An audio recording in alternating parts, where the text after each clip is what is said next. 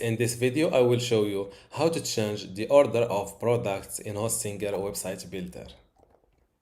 This is my website homepage built using Hostinger website builder, and I have this product section called brand products that shows the products under my category, also called brand products. To change the order of these products, for example, making this hat product first in the list, just go to your store management area, then go to categories, click on the category that shows these products. In my case, it's called brand products.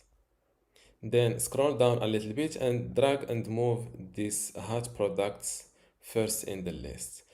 Click on save.